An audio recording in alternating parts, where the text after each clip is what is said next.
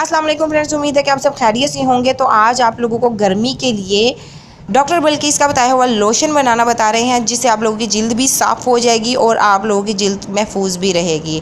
तो ये अक्सर लोग सोचते हैं कि सिर्फ लोशन गर्मियों में ही इस्तेमाल किया जा सकता है, लेकिन ये गलत है। गर्मियों में भी इस्तेमाल करना चाहिए।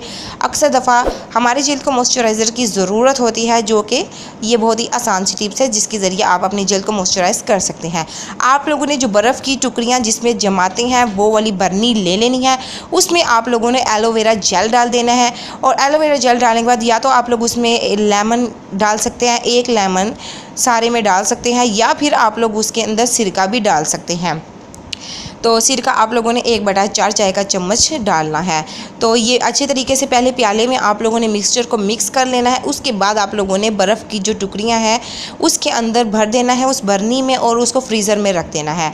उसके बाद आप लोगों ने रोज़ाना एक टुकड़ी निकालनी है और अपने चेहरे पर, हाथों पर और पाँव पर उसका मसाज करना है। इस तरह आप लोगों के हाथ पाँव चेहरे जो है वो मॉइस्चराइज भी हो जाएंगे और नरम मुलायम भी हो जाएंगे, और ज़्यादा से ज़्यादा आप लोगों का रंग भी साफ़ हो जाएगा।